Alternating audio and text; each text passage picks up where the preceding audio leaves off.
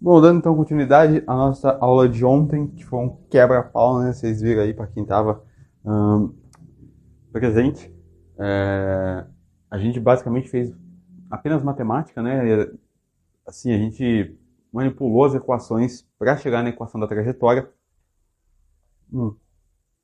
E eu lembro de você as relações importantes que a gente substituiu. A gente tinha epsilon, que é um outro parâmetro que eu esqueci de anotar aqui também, mas eu já anoto. Ah, multiplicando tudo isso daqui, né, como sendo uma constante. A gente chamou isso tudo de uma outra letra, já que é tudo constante. A gente chamou isso de psi. A gente chamou de beta. Xi menos esta constante aqui, que é a mesma que está aqui. Aqui é um m quadrado, né? É. E aí a gente chamou o xi de 1 sobre r, que foi essa mudança de variável que a gente fez. Já que estava r tudo nos denominador lá, que a gente teve que integrar. A gente chamou o xi de 1 sobre r. Enfim, chegamos numa equação que era, a gente viu, né, o beta obedecia psi cosseno de θ, e a relação que a gente chegou, né, a última relação que a gente chegou ontem era d beta, dθ, a derivada de beta com relação a θ ao quadrado, mais beta quadrado era igual a psi ao quadrado. Aí a gente pensou, bom, qual é a função que você deriva com relação ao ângulo, eleva ao quadrado, soma com a função original e isso dá uma constante. Isso tem cara de seno e cosseno, né? E aí se você define o beta como sendo psi cosseno de θ, ao derivar o beta com relação ao ângulo, a derivada do cosseno é menos seno, né? Como você vai levar isso ao quadrado, isso aqui fica um seno positivo, aqui fica mais cosseno quadrado, né? Então seno quadrado mais cosseno quadrado. O psi, ele está ali fatorado já, né? E aí você chega numa relação que é psi igual a psi. O que significa? Significa que o beta é um bom, ou melhor, psi cosseno de θ é um bom candidato para ser o nosso beta, né? E se isto é, então olha só. Bom, lembra? Então vamos lá. A primeira coisa que a gente vai fazer aqui é o seguinte. Vamos escrever beta. Vamos lá então. Agora é só a gente ir voltando, né? O beta, portanto, ele é psi cosseno de θ, mas no lugar do psi eu vou colocar esse cara todo aqui. Ou seja, o beta ele é psi, que é g mzão, mzinho quadrado sobre L2, que multiplica epsilon, né? Só que ele está multiplicando, isso é o psi, multiplicando o cosseno de θ. Cosseno de θ. Tudo bem? E aí o que acontece? Bom, a gente vê aqui, né, por essa relação, a gente vê que beta também é xi menos essa constante, certo? E aí o que acontece? O xi é 1 sobre r. Então, no lugar do beta, eu vou fazer o seguinte aqui, ó.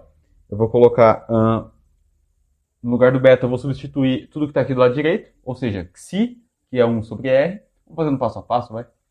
Xi menos g mzão, mzinho quadrado sobre L2, que é o momento angular, é igual ao lado direito, né? Ou seja, g mzão, mzinho quadrado sobre L2, que multiplica epsilon cosseno θ. Né? Isso aqui que a gente tem. E aí sim, vamos substituir o xi, que é 1 sobre r, ou seja, 1 sobre r. Lembrando que esse r é uma função do ângulo θ, menos g mzão, mzinho quadrado sobre L2. Isso daqui é igual a g mzão, mzinho ao quadrado sobre L quadrado epsilon cosseno de θ. E aí o que acontece? A gente basicamente encontrou a equação da trajetória, né? Por que a gente encontrou a equação da trajetória? Porque a gente só tem R aqui. Todo o resto é constante. Nada depende de alguma coisa aqui. A única coisa que depende de algo é o R, depende do ângulo, né? Depende do tempo e do ângulo na prática, né? Mas assim, o resto, G, constante universal gravitacional de Newton. M, massa do corpo gerador da gravidade. Mzinho, massa da luz, né? Porque a gente está considerando aqui a gravitação newtoniana. A gente quer saber exatamente qual é o desvio da luz na gravitação, no modelo de gravidade newtoniano. E aqui o momento angular a gente viu que é conservado, a massa é constante. Mesma coisa aqui, epsilon é uma constante, é aquela raiz lá que a gente definiu. Cosseno de θ né? Então veja que é um R em função do θ que a gente vai ter aqui. Então, a equação que a gente vai ter, vamos lá. 1 sobre R é igual, vou passar esse cara para o lado de cá, e já poderia até fatorá-lo, né? Então, G, Mzinho quadrado sobre L2, que multiplica 1 mais epsilon cosseno θ, né? Tudo bem para vocês? Eu só somei esse cara aqui dos dois lados, aqui matou, aí apareceu uma coisa igual aqui, né, que é essa constante toda, fatorei ela. Fatorando ela fica 1, que multiplica epsilon cosseno θ.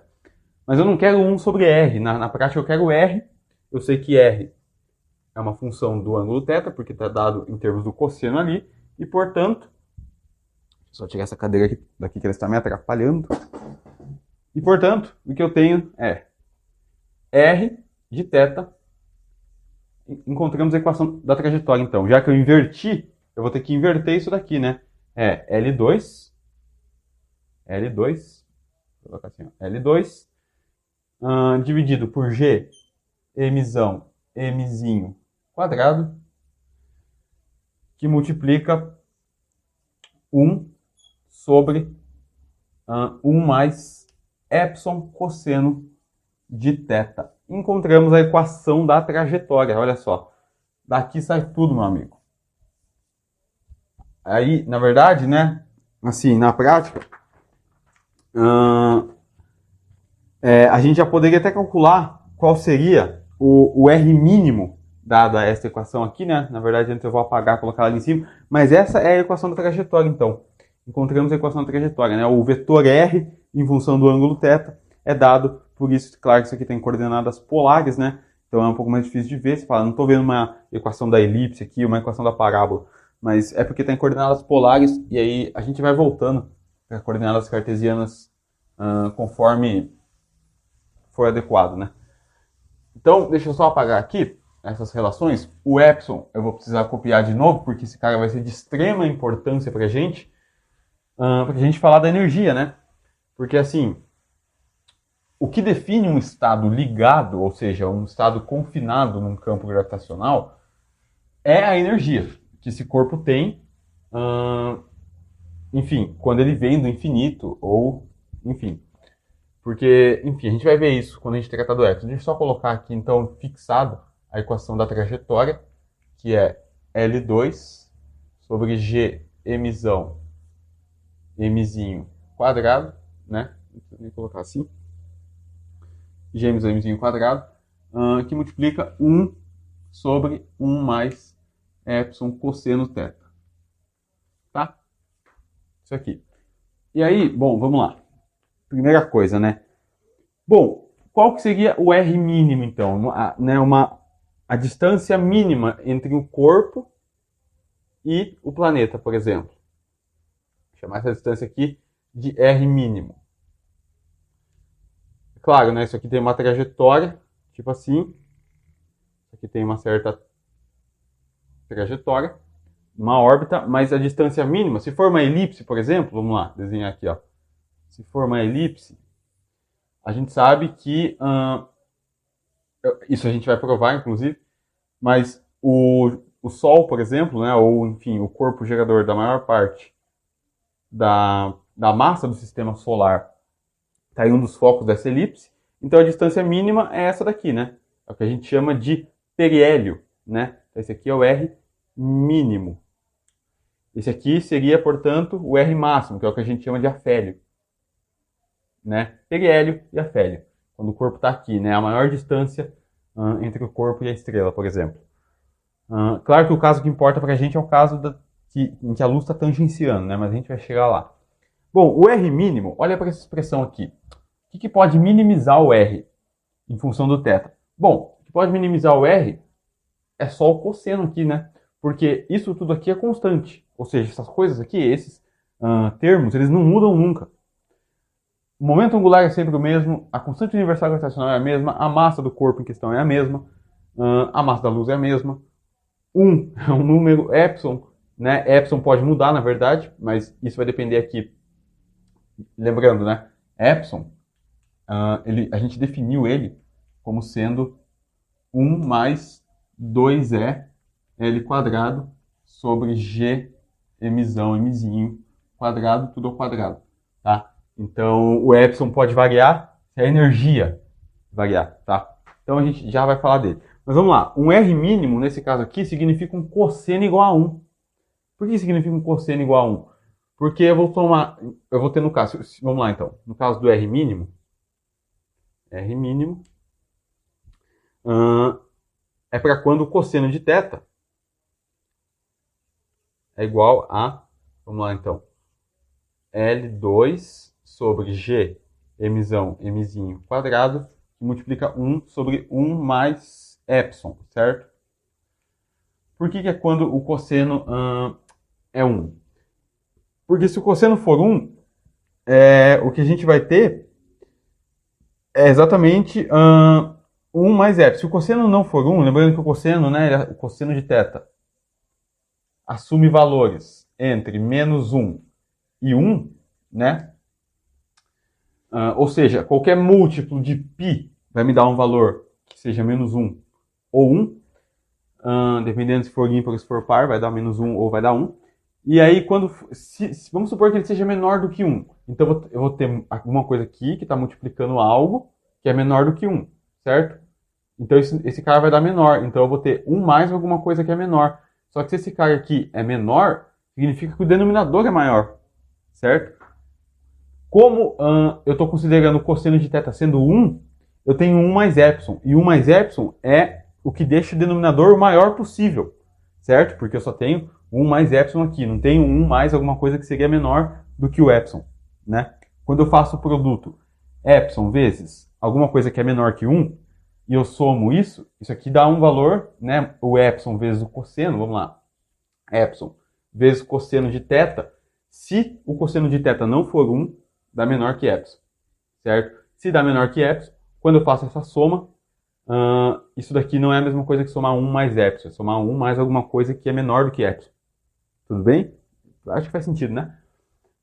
E é claro, quando o cosseno é 1, então eu tenho epsilon multiplicando 1, que é igual a epsilon. Então não é menor do que epsilon, né? Então, para o denominador ser o maior possível, desculpa, exatamente, para o denominador ser o maior possível, eu preciso que o cosseno seja 1, o cosseno de θ seja 1, para que eu fique com 1 mais epsilon, tá? Beleza? E é isso. Então esse é o caso do R mínimo, né? É a distância mínima de um corpo, né? Entre, vamos supor, sei lá, Terra-Sol, alguma coisa assim. Seguindo uma elipse, né? Claro, se isso aqui for uma circunferência, o R mínimo e o R máximo coincidem no mesmo ponto, a gente está falando de uma circunferência, não tem afélio nem perélio, é sempre a mesma distância, né? O R é sempre o mesmo. Beleza. E aí o que acontece? O R máximo, é claro, vai acontecer para, deixa eu apagar aqui, um valor de epsilon que esteja entre 0 e 1. A gente já vai discutir sobre esse epsilon, mas olha só. Se o epsilon está entre 0 e 1, então vamos considerar esse intervalo aqui do epsilon. O epsilon está entre 0 e 1, não podendo ser 0, também não podendo ser 1. Está entre os dois ali. Então, se o epsilon está entre 0 e 1, não existe nenhum valor do cosseno tal que quando eu multiplique ele pelo epsilon, isso me dê menos 1. Porque o epsilon é sempre positivo, ele está entre 0 e 1, certo? Então, se eu multiplicar cosseno de θ por epsilon, tal que epsilon está entre 0 e 1, quando eu fizer essa multiplicação, então, cosseno de θ vezes epsilon, com certeza isso vai dar um valor menor do que 1, certo? Isso aqui nunca vai dar 1. Por que nunca vai dar 1? Nunca vai dar 1 porque o epsilon está entre 0 e 1. O valor máximo do cosseno de θ seria 1, certo? Mesmo que ele fosse 1, eu estou multiplicando ele por alguma coisa que é menor que 1. Tudo bem? Então isso aqui, esse produto aqui, para epsilon nesse intervalo entre 0 e 1, não podendo ser 0 e não podendo ser 1, esse produto nunca vai dar 1, vai ser sempre menor que 1. E aí, 1 mais alguma coisa que é menor do que 1, ainda dá algo que vai ser maior do que 1, né? Porque eu vou ter 1 mais epsilon, vamos lá, eu vou ter 1 mais 0 alguma coisa. Só que isso com certeza é maior que 1, né? É maior que 1, eu vou estar somando a 1 alguma coisa, tudo bem? Não importa que coisa seja essa, não sei se é pequeno ou é grande, mas eu sei que não é 0 e nem 1. Então isso daqui vai ser 1, alguma coisa. Não podendo ser 1, também não podendo ser 2. Né? Já que esse produto me dá um valor menor do que 1. Né? E maior que 0, né? Poderia colocar aqui assim, ó. Maior que 0. Na verdade, o caso maior que 0 depende. Eu posso encontrar um θ que seja, cujo cosseno dele seja 0. Né? E aí quando eu faço a multiplicação, vai dar 0. Então eu nem vou colocar aqui que ele é maior do que 0, porque eu posso ter um θ tipo π sobre 2, né? Que seja 0 e isso aqui anule. Ainda é menor do que 1, mas eu não vou colocar que é maior que 0 não. Porque pode não ser, né? E aí, é claro, se eu encontro um valor de cosseno de θ que seja igual a 0, significa que θ é algum múltiplo de π sobre 2, então eu tenho que essa parte 0. E aí eu fico só com esse lado aqui, certo? Mas para isso, né, enfim, eu teria que ter um cosseno que seria um cosseno de θ igual a 0. Tudo bem? E aí, olha só. O que acontece se o epsilon ele for igual a 1? Vamos pegar esse caso. Epsilon igual a 1. Então, isso aqui é para o raio máximo, tá? O raio máximo, ou melhor, a distância máxima, vai ser sempre para epsilons entre 0 e 1. Porque epsilons entre 0 e 1 vai me dar 1 mais alguma coisa, que vai aumentar esse denominador. Se o denominador aumenta, esse cara aqui diminui, certo? Beleza. Desculpa, esse cara aqui vai diminuir, né? Se esse cara diminui, esse cara aqui aumenta. Tudo bem? E aí, vamos lá. Qual que é, então, o caso... O que acontece se epsilon for igual a 1? Se o epsilon for igual a 1. Se o epsilon for igual a 1, nesse caso aqui, olha para aquele cara ali, ó. Se o epsilon for igual a 1, então a gente tem algo que é o seguinte. Bom, aí a gente tem um problema, na verdade, né? Porque se o epsilon for 1, eu posso encontrar um valor de cosseno. Se o epsilon for 1, e pega aqui, ó, θ igual a um múltiplo de π. Eu posso encontrar um θ, se o n for um número ímpar, né? Isso aqui vai me dar um cosseno de θ negativo, é isso? É, exatamente. E aí, o que eu tenho? Eu tenho, então, cosseno de θ vezes epsilon, podendo dar menos 1. Por quê? Porque eu posso escolher um cosseno que valha 1, menos 1, desculpa. E aí, 1 multiplicado por 1 vai me dar menos 1. Se isso acontece, olha o que eu vou ter aqui. Eu vou ter que o raio, ou melhor, a trajetória, né? A órbita é L2 sobre G, mzinho quadrado, que multiplica 1 sobre 1 menos 1. Eu vou ter 1 sobre 0 aqui. Ou seja, esse cara aqui, né? Ele tende ao infinito.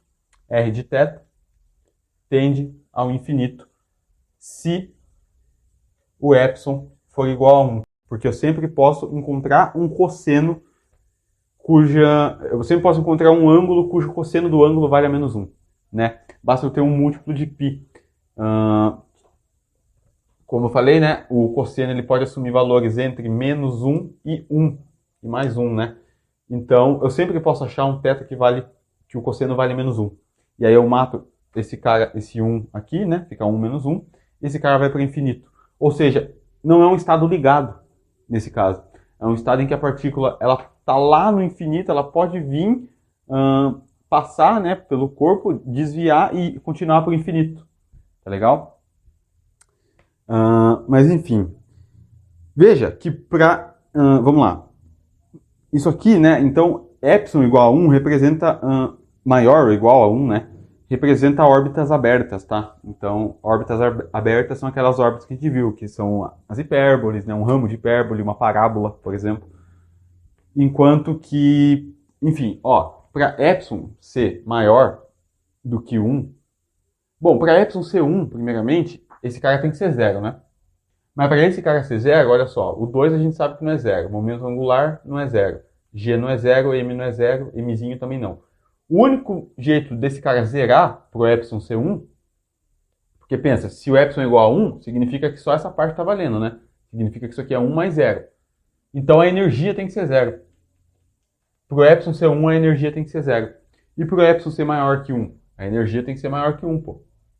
Pro epsilon ser maior que 1, se o epsilon for maior que 1, portanto, a energia do corpo é maior do que 1. A energia total, né? Que seria a soma da cinética com o potencial efetivo. Mas, enfim, vamos trabalhar agora no seguinte aqui, ó. Vem comigo. Energias. Vamos pegar o caso de um sistema. Ih, cara, paguei aqui. Aí. Vamos pegar um estado. Vou fazer o seguinte aqui, ó. Fazer uma mudancinha aqui. Vou chamar. Deixa eu só definir aqui. Não é para eu ter apagado aqui a expressão da trajetória. Deixa eu colocar aqui de novo. R de θ igual a L quadrado sobre G Mzinho quadrado, que multiplica 1 sobre 1 mais epsilon cosseno θ. Beleza? É isso. O que acontece então? Vamos lá. Vamos pegar o nosso caso, epsilon entre 0 e 1, então, pode ser? Deixa eu ver se é isso mesmo. É. Vamos pegar o caso epsilon entre 0 e 1. Entre 0 e 1, né? Significa que esse cara aqui, 1, por epsilon dá entre 0 e 1, não podendo ser 1 e não podendo ser 0, esse cara aqui tem que ser negativo, ou seja, a energia tem que ser negativa, né? Então vamos lá. Vou pegar o caso aqui, vou chamar de 1, pode ser? Epsilon entre 0 e 1. Se epsilon está entre 0 e 1, não podendo ser 0 e não podendo ser 1, portanto, a energia com certeza é menor do que 0. A energia tem que ser negativa, tá? A gente vai ver que isso representa órbitas, estados ligados, né? Beleza? Entre 0 e 1, ok. Ó, vamos lá. A gente tem ali a equação da trajetória. Vamos fazer o seguinte. Vamos chamar esse cara aqui, ó, é L quadrado sobre G Mzinho quadrado de uma letra. Eu chamei aqui de sigma, tá? Então a gente vai ter o seguinte. R, olha só. R mais. Ó, se eu fiz isso, pega a equação da trajetória aqui. Eu chamei esse cara aqui de sigma. Então a gente tem que R de θ. Eu nem vou colocar a função aqui mais, vou colocar só R, tá? É sigma que multiplica, ou melhor, é sigma sobre 1 mais epsilon cosseno θ, né? É isso daqui. Substituir ali só. Bom, vamos multiplicar esse cara dos dois lados, esse 1 mais epsilon cosseno θ. A gente faz isso, a gente tem R que multiplica 1, continua dando R, mais o R que multiplica cosseno de θ vezes epsilon, né? Bom, quando a gente passou de coordenadas cartesianas para coordenadas polares, se você se lembra, quem que era o nosso x? Nosso x era o R cosseno de θ. E aqui vai ser interessante eu substituir, né? Voltar aqui para coordenadas cartesianas, então. Dado isto, o que eu tenho? Eu tenho o seguinte, então. R. Vamos lá. Isso daqui. Isso aqui é igual a sigma, né? Eu chamei ali. R mais R. Ok. E aí que eu vou fazer é o seguinte, então. O R quadrado, a gente sabe que era, pelas coordenadas polares, x2 mais y2, né? Isso aqui também é informação importante. O que eu vou fazer, então? O R, eu vou chamar ele de sigma menos R cosseno θ, vezes epsilon, tá? É claro, eu posso substituir aqui o R cosseno θ por x, eu acho que é isso que eu vou fazer na verdade. Então R é sigma menos x vezes epsilon, e é só, né? X vezes epsilon. Menos x vezes epsilon. Eleva R ao quadrado, pô. R quadrado é sigma menos x vezes epsilon ao quadrado. E aí seria interessante a gente abrir esse quadrado aqui. Eu vou fazer isso ali em cima, trocando de giz aqui. Aqui já era. Vamos abrir isso daqui. Vocês vão ver no que a gente vai chegar aqui, ó. Vou colocar aqui, ó. Abrindo esse quadrado aqui, então a gente tem que R quadrado é quadrado do primeiro, né? Sigma quadrado, menos 2 vezes o primeiro vezes o segundo, 2 vezes o primeiro vezes o segundo é x epsilon, mais o quadrado do segundo, né? Então, mais x quadrado epsilon quadrado. Tudo bem? E aí é o seguinte.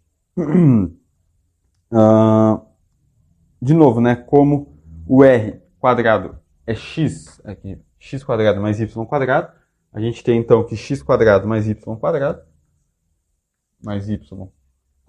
é igual a sigma 2 mais, vou colocar esse cara aqui na frente, epsilon 2 x2 menos 2 vezes sigma epsilon x, né?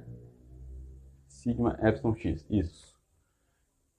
Só substituir r quadrado por x quadrado mais y quadrado, tudo bem? O que eu vou fazer aqui, ó? Vamos dividir os dois lados da equação. Ou ainda não, peraí. 1 menos 0. Tá, eu poderia fatorar um x, né? Foi isso que eu fiz aqui, na verdade, antes disso. Deixa eu apagar aqui, então. Essa parte aqui. Acho que tá todo mundo comigo.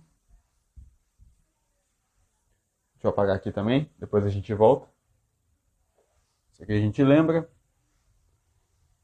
Eu vou... vamos lá. Na verdade, eu vou deixar esse sigma quadrado sozinho, tá? Se eu deixar esse sigma quadrado sozinho, eu vou passar todo mundo pro lado de cá, já fatorando um x, né? Deixa eu fazer passo a passo, então. Eu vou ter, ó, x2 mais y2. Eu quero deixar esse sigma quadrado aqui sozinho. Então, menos epsilon x, epsilon 2, né? x2, mais 2 sigma epsilon x. Isso aqui é igual a sigma ao quadrado, né? É igual a sigma ao quadrado. Beleza. Fatora um x aqui. A gente tem que x quadrado, fatora um x quadrado, na verdade, né? X quadrado, que multiplica 1 menos epsilon quadrado, mais 2 sigma epsilon x, tem um mais y aqui ainda, né? Mais y2. Isto é igual a sigma 2. Tudo bem? Agora sim, eu vou dividir tudo por 1 menos epsilon 2, né? Divide tudo por 1 menos epsilon 2.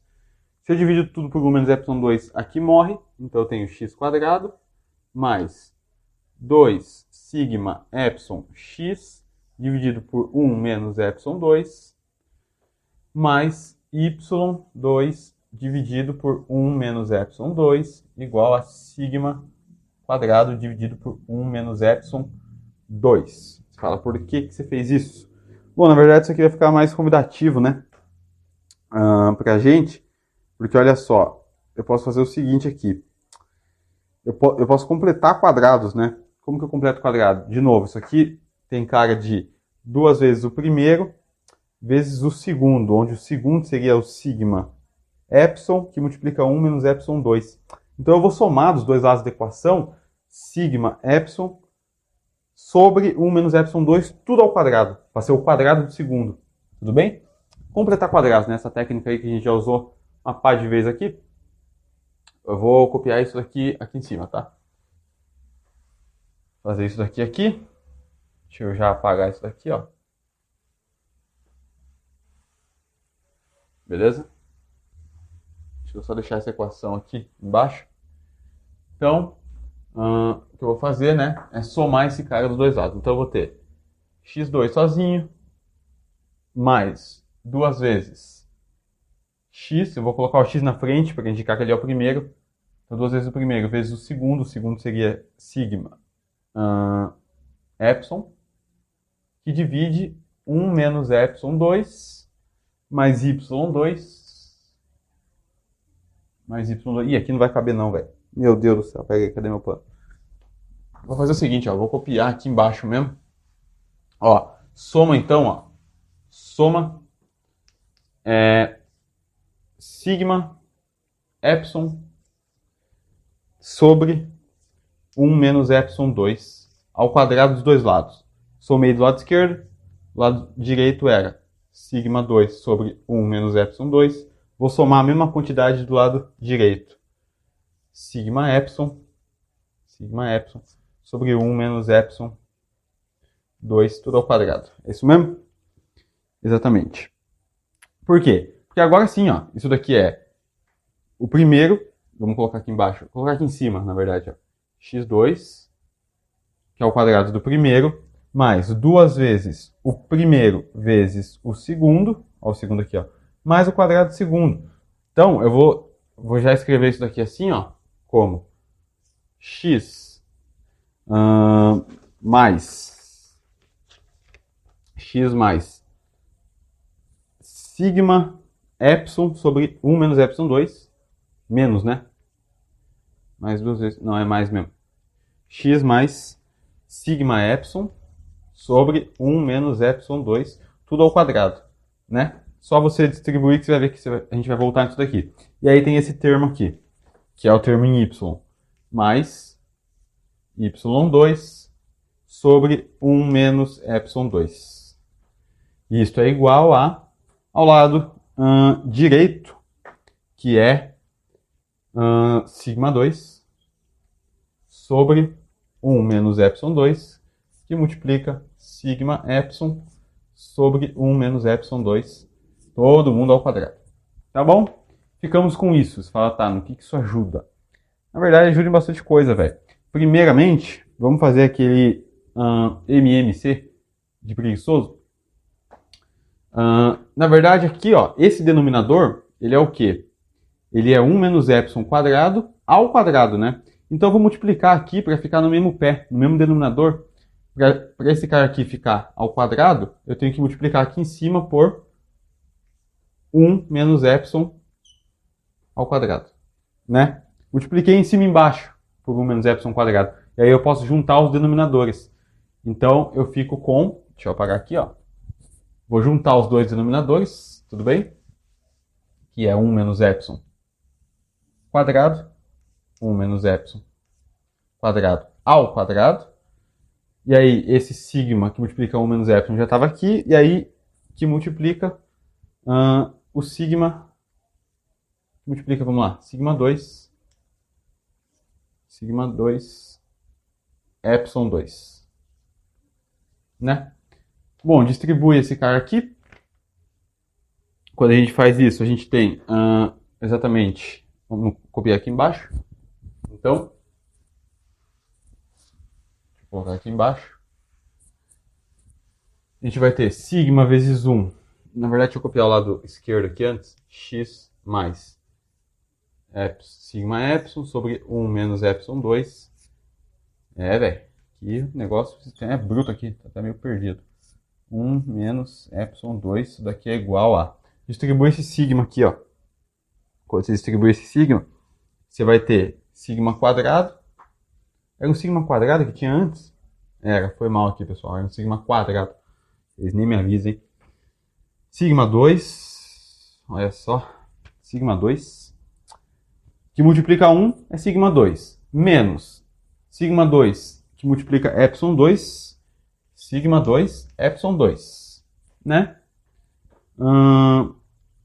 Mais, aqui é mais, tô chapando, mais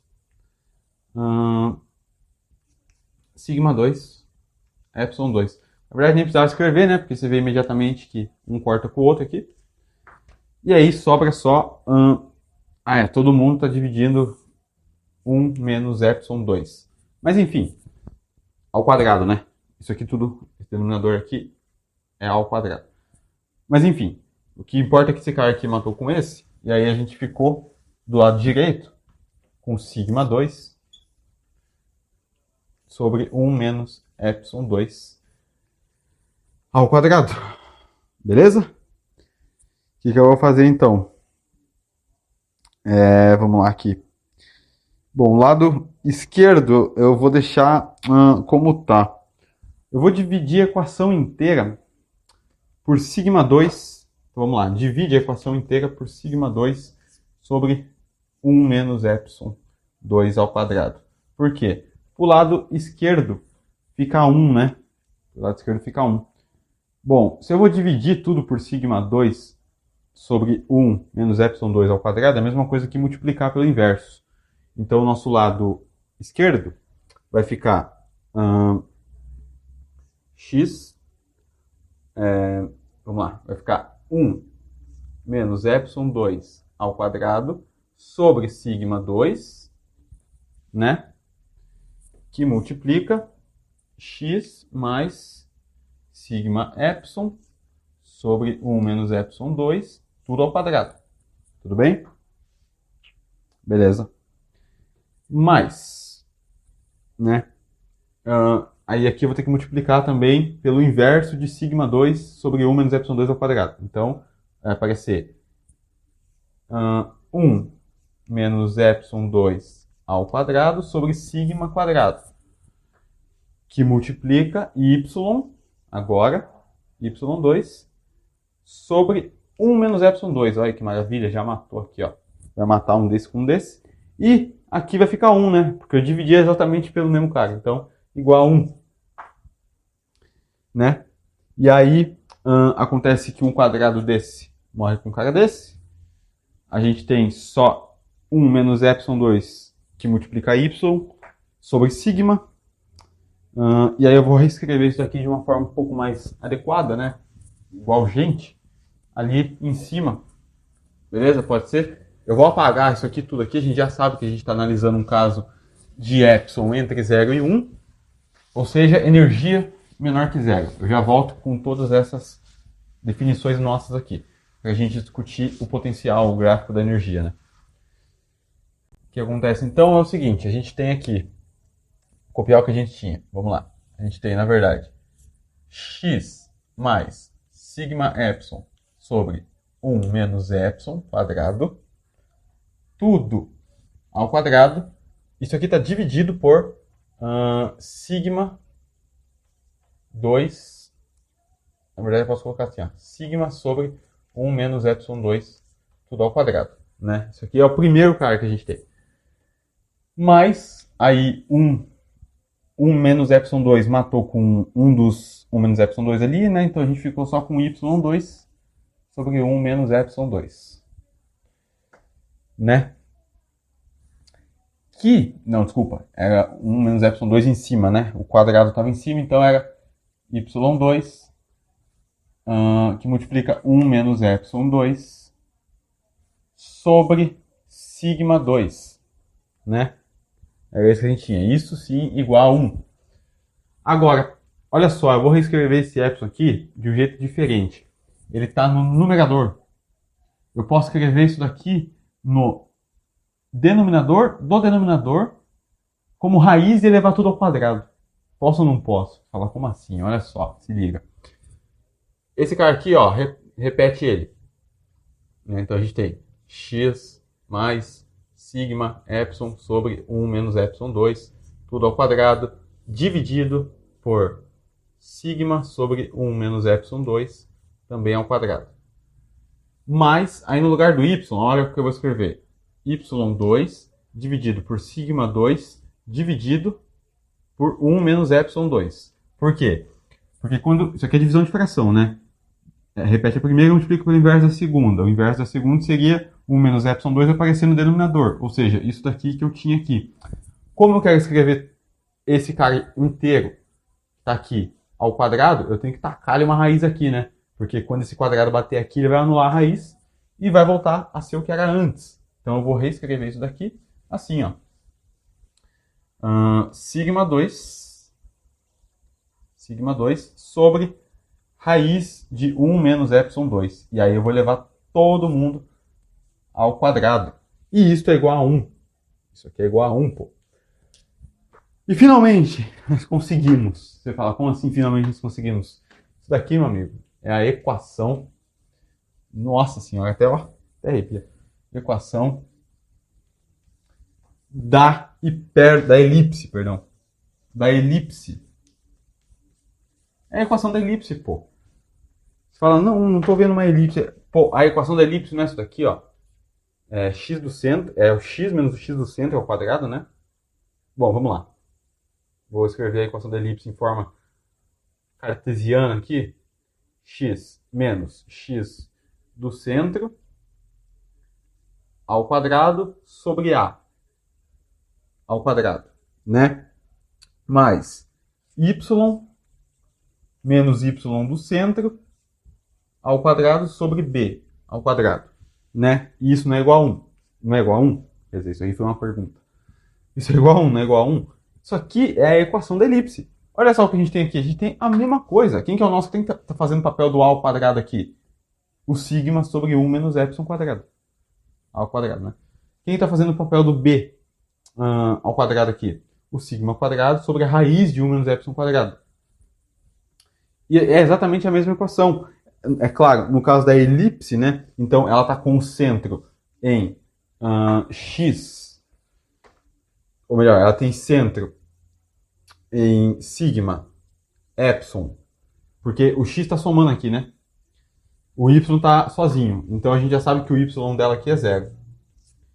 O x do centro é o sigma epsilon sobre 1 menos epsilon 2. E o y do centro é zero. Então aqui estão as coordenadas do centro.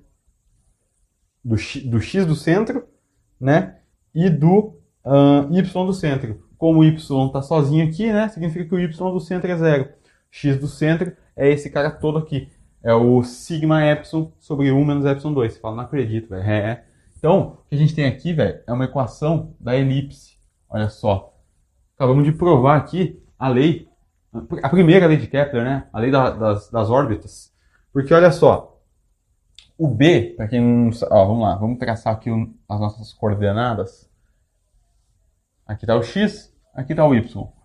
Isso daqui, ó, vamos pegar esse ponto aqui. No caso, né, isso aqui está mal desenhado. Porque como o Y do centro dela é zero e o X do centro dela não é zero, ela tá feliz. Caiu meu microfonezinho aqui. Então vamos lá. Ela tá mal desenhada, aquela elipse que eu tinha feito tá mal desenhada, né? Ela tá com um centro aqui, na verdade, né? Mais ou menos assim seria algo como isso, tá? Esse daqui é um dos focos, então aqui fica a massa de um dos planetas, tá? O que a gente está chamando de C é exatamente isso. Vamos lá. A gente pega um ponto aqui, no centro dessa elipse. A distância do centro, que a gente chama de semidistância focal, né? É o C, é esse cara aqui, ó, essa distância. Se eu traço aqui, olha só, a gente chama de B, esse cara aqui, e de A esse cara aqui, ó, né? Isso aqui é geometria analítica, meu amigo. E aí o que acontece? A gente sabe, né, que por Pitágoras, A ao quadrado é igual a B quadrado mais C quadrado, onde C é a semidistância focal. Tudo bem? Deixa eu apagar aqui que eu escrevi a equação da elipse e vou te mostrar que, de fato, isso daqui, a semidistância focal dá o nosso sigma epsilon sobre 1 menos epsilon 2. E aí, bom, o que a gente vai ter é o seguinte, epsilon, isso aqui é o A, né? O nosso A aqui. O B é esse cara aqui. B ao quadrado vai ser simplesmente o sigma ao quadrado sobre a raiz, mas como está ao quadrado vai ficar 1 menos epsilon 2, matou a raiz, mais o nosso C ao quadrado, que é o que a gente quer descobrir. Então, o nosso C ao quadrado, ele é... já vou distribuir, né, isso daqui, esse quadrado aqui, ou seja, isso daqui é sigma... Opa, eu coloquei sigma epsilon, é só sigma. Aqui, isso. Sigma 2 sobre 1 menos epsilon 2 ao quadrado menos sigma quadrado sobre 1 menos epsilon quadrado. E aí você faz o MMC de preguiçoso, igual eu falo, né? Ou então não, só pega e multiplica em cima e embaixo aqui por 1 menos epsilon quadrado. Se você multiplicar, aqui vai aparecer 1 menos epsilon quadrado ao quadrado, já que você multiplicou por ele mesmo. E aqui em cima vai aparecer 1 menos epsilon quadrado. Tá bom? Daí a gente pode escrever isso no mesmo denominador. Eu vou fazer isso aqui embaixo. Então, o nosso C quadrado, a semidistância focal, é menos... Desculpa. Vamos lá, colocar tudo no mesmo denominador aqui, que é 1 menos epsilon 2 ao quadrado. Isto é... Vamos lá, nossa, velho, tô desnorteado aqui, peraí. Sigma 2 menos... Aí aqui, sigma 2 que multiplica 1, sigma 2. Sigma 2 que multiplica menos epsilon 2, menos sigma 2, epsilon 2. Tá bom? Claro que como isso daqui está ao quadrado, né, sigma está ao quadrado, epsilon está ao quadrado, o sinal de menos aqui não faz diferença. Na verdade, é menos sigma multiplicando menos epsilon, né? Mosquei. É mais aqui mesmo. Mesmo que não fosse, tá tudo ao quadrado aqui, ia dar positivo de qualquer jeito. Você vê que sigma quadrado mata com sigma quadrado. O C, portanto, é todo mundo aqui ao quadrado, mas eu não quero o C, eu quero a raiz. Quando você extrai a raiz, você vê que a semidistância focal é exatamente sigma epsilon sobre 1 menos epsilon 2. E olha só o que a gente tinha falado aqui. Sigma epsilon sobre 1 menos epsilon 2 é a semidistância focal. Bom, eu acho que vou parar por aqui com a aula de hoje, então. Na próxima aula, sim, a gente vai falar da equação da hipérbole, tá? E vamos, aí sim, falar da energia e do desvio da luz no campo gravitacional. Acho que a próxima aula a gente já fecha. Deixa eu dar uma olhada aqui. Provavelmente na próxima aula a gente vai ter uma discussão bem bonita. E aí a gente já fecha o nosso... Enfim, né? A nossa revisão aqui de mecânica newtoniana. No fundo, eu quero que vocês lembrem por que a gente está fazendo isso. A gente está revisando toda a mecânica newtoniana. Primeiro, que é legal. A gente está passando por ela inteira. Já que a gente vai entrar em relatividade geral, é interessante a gente ver como que, enfim, que é um modelo, né, um novo modelo da gravitação, como que era o modelo newtoniano, o que ele descrevia. Ele descrevia bem as coisas, a gente está vendo que ele dava conta de descrever muita coisa. A gente consegue demonstrar as 3 leis de Kepler, a gente consegue, né, demonstrar a lei das órbitas, a gente consegue calcular o desvio da luz num campo gravitacional. Então, na prática, sim, o que a gente quer é comparar os dois modelos de gravitação, né? Tem coisa que esse modelo não explica, como eu falei, o caso da precessão do periélio de Mercúrio, né? Só a relatividade geral vai explicar. Mas o que eu gostaria muito também é comparar o potencial efetivo da gravitação newtoniana com o potencial efetivo da gravitação de Einstein, que a gente vai ver futuramente também. Claro que para a gente chegar lá em desvio da luz na relatividade geral, a gente vai ter que falar, isso vai ter que passar das equações de Einstein, né? Então, isso é um assunto para bem depois das equações de Einstein, né? São muitas aulas até lá.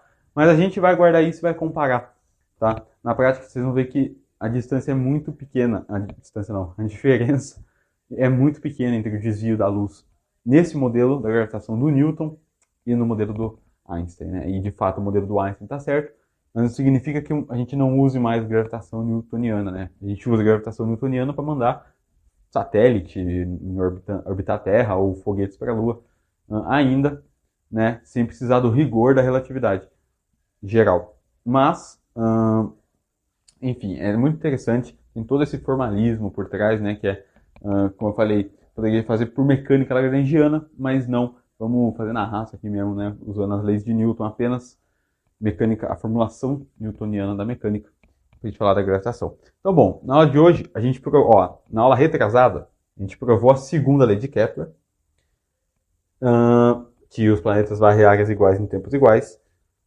Agora a gente acabou de provar a primeira lei de Kepler, né? Que é a lei das órbitas, né? Ou seja, os planetas orbitam, né? Se a energia é menor que zero, ou seja, se epsilon está entre 0 e 1, significa que a energia dos planetas é menor que zero. A gente vai ter uma discussão melhor disso na próxima aula, tá? Sobre a energia dos planetas. O que significa um planeta, um corpo, ter uma energia igual a zero, maior do que 1 ou menor do que zero, ou entre 0 e 1, sei lá. Na verdade, o caso que importa é maior que zero, zero e menor que zero, tá? Ou seja, negativo, zero e positivo. Esses são os casos que importam. A gente vai ter uma discussão mais profunda sobre isso, mas o que a gente já conseguiu mostrar aqui hoje é que se um corpo tem energia negativa, ele está confinado num campo gravitacional. E qual é a órbita que ele descreve? É uma órbita elíptica, né? Naturalmente saiu aqui pra gente, depois de algumas manipulaçõezinhas, mas saiu aqui exatamente a equação da elipse, né? Então, com né, o planeta gerador desse sistema solar, digamos assim, no nosso caso é o Sol, né, o sistema solar, ele está em um dos focos da elipse, né? E aí, é claro, você tem a distância mínima, que é o PGL, você tem a distância máxima, que seria o afélio. Isso é claro, né?